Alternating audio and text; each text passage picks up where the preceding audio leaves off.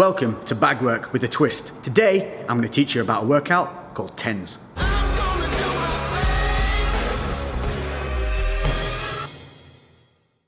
So what's up guys, and welcome to something a little bit different, and this is a heavy bag reps workout. Now what do I mean by that? What I mean is you don't need a timer. This is all about the number of punches you're going to be putting in. So this is basically something that's going to help you build that motor pathway to your punches. It's going to help you learn, but also it's going to be a good cardio workout, it's going to be a good muscular workout, and it's going to help you push those mental boundaries. So without further ado, let's get on and look at what we're doing today. First things first, equipment that you're going to need. Some simple gloves, 12 ounces to 16 will protect your hands enough for this. Most gyms will have them for you to borrow, so don't be afraid to ask. If not, you can get any old relatively inexpensive ones. I've got these Venoms, I think they're called the Venom Elite or something like that. I'll link them in the description below, simple Amazon buy, so check these out, I could recommend them. Number two is footwear. Make sure that you have something on your feet that's going to give you the support that you need. You do not want to be wearing running trainers. If that's all you've got, do it barefoot. That's absolutely fine, but if you want to invest in something cheap and cheerful, which I've used and has lasted me a long time, some of these bad boys. So these are some relatively inexpensive Lonsdale boots. Again, I'll link them in the description. They cost around £30–35. The last pair I had lasted me literally 3 to 4 years. I can't remember what, because I had them that bloody long. So this is specifically a heavy bag routine, and I'm going to show you why.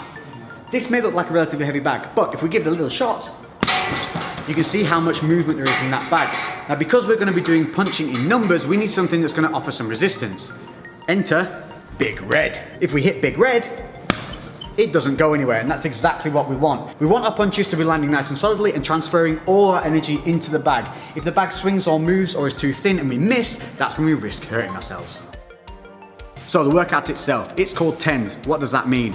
It's simple. We're going to do punches building up to 10. It doesn't mean 10 punches, you're going to be doing much more. But we're going to go from 1 to 10. We're going to go from jabs to hooks to combinations. Now this isn't about time, this is about numbers. So if you get tired, you suck it up, you reset, and you just keep driving through. This is going to be great for pushing through those mental barriers. Often, the body can keep going, but the mind quits. This type of training will help you push through those mental barriers and let you know that the body can keep going even when you feel tired. Additionally, this is going to help you build those motor pathways for learning to throw those punches correctly, because this one again is not only about time, it's not about speed either. So we're looking to get some good connections with the bag, we're looking to think about what we're doing with every punch, and we're looking to get better as time goes on. So the way TENS works is simply this, it's numbers of punches. We're going to start on the left side, then move to the right side. So each one is done individually. You're going to start with a single jab, then you're going to do 2 jabs, then 3, all the way up to 10. Then switching to the right side, we're going to start with the straight right, 1, all the way up to 10. Then we go hook, hook, and then we go into the combinations of just 1, 2s. So you're going to be throwing a lot of punches here, but what I want you to do is reset with every single punch. I don't want you just throwing like this, nice and short and sharp. You want to be extending through with every punch, resetting every time. That's going to help you build those motor pathways and good habits, so that when you do the bag work that's free and timed and you're moving around, your natural instinct is going to be to throw that punch correctly and keeping that guarded hand up. Now, if you're new to the bag work, or you just need a little bit of a reminder, I'm constantly reminding myself to do things, that's the only way we learn. Let's just start with the foot placement and how we should be throwing these punches. So, taking a look at the feet. Front foot wants to be planted, back foot wants to be slightly elevated. We're going to be rotating our hips through the punches, and we drive through that back foot. So we want to avoid is leaving the floor at any time. A lot of people have a tendency to jump whilst punching. So we want to stay planted, we're going to roll through. I'm right-handed, so my left side is my lead side. If you happen to be southpaw, obviously your right side would be your lead side, and that would be your lead leg. But for me, left leg is the lead leg. From here, I'm going to keep my hands up high, keeping my guard.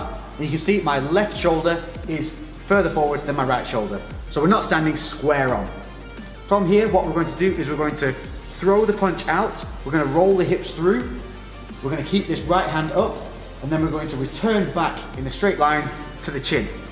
These are the mechanics that we want to start building in and making a good habit. So I'm making sure that I maintain my distance, because at this point I'm probably a little bit tired. So just making sure that distance stays and I'm not stepping too close. At any point, if you do step in too close, just reset and stand back out. It should go something like this. 1, 2.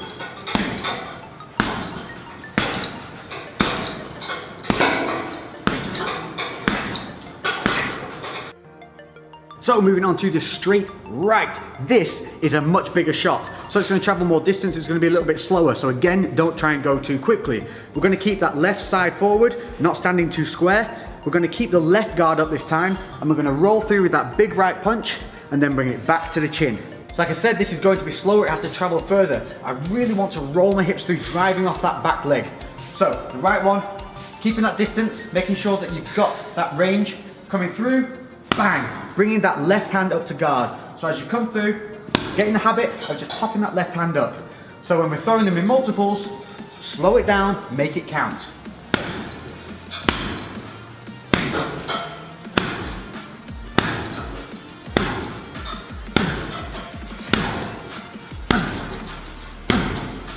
And you can see how I'm not throwing that too quickly, I'm resetting, I'm thinking about my foot position. If I lose foot position or I wobble off, don't worry about it. Just reset and start again. Hooks. Now there's a couple of different ways of throwing hooks, but we're going to concentrate on the close and personal hook.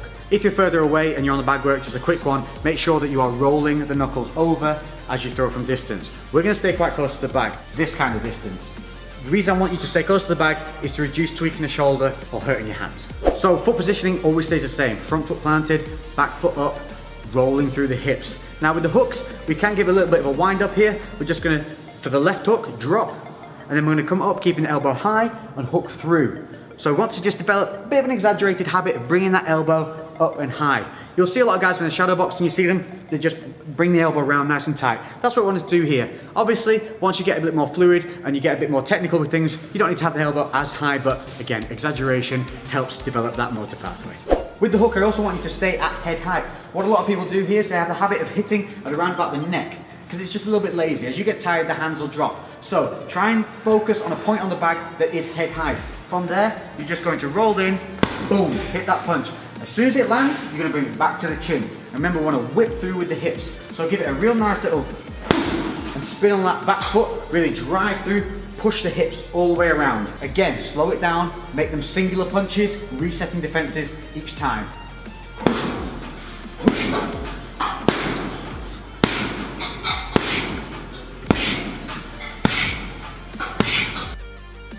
Now if you're like me, one of your hooks will feel more comfortable than the other. For me, my left hook's very natural, but the right hook seems to feel a little disconnected because it's traveling further.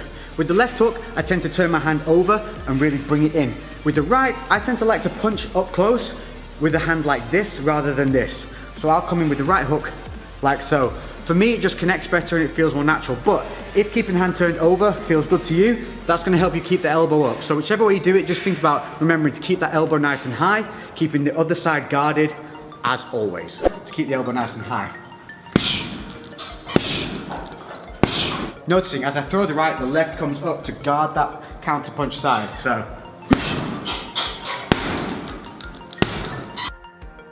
So by now, the sweat should be flowing, you should be feeling it in the lungs, and we're gonna move on to a 1-2 combination. Nice and simple. So for this, you're gonna be doing one punch straight after the other. You're gonna be coming in with a jab, then rolling back through with the straight right. So you'll have seen this often, a lot of people do it on pads and with the mitts, but what we don't want to start doing is those habits of bringing the hands down and rolling them under, or starting to stunt our punches. So again, slow it down, really reach, pop, pop, reset, pop, pop, reset. Now we're going to be going 1-2 counts as 1 rep. To stop with confusion of the numbers, simply count your right punch. So with every 1-2, this is going to count as 1, so it'll be 1, 2, 1, 2, 3, 4, 5, 3. Make sense? It looks something like this. Always keep the hands up as well. As you get tired, your hands are going to want to drop. So don't let that happen. So here we go. 1, 2, 3. Always counting that right hand. So now when I get to 4, it's actually 8 punches. I'm only going to count the right. 1, 2, 3, 4. So by the time you get up to 10, you're actually going to be doing 20 punches.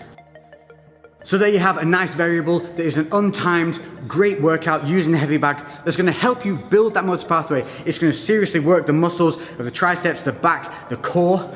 Make sure that you're driving through your legs. Make sure that guard stays up. Don't let the hands drop. Break those mental boundaries. I've been Lex. If you've enjoyed this, make sure to hit that like button. Comment below with anything else you'd like to see on the bag or any questions you might have. And I'll catch you guys in the next episode. I'm out.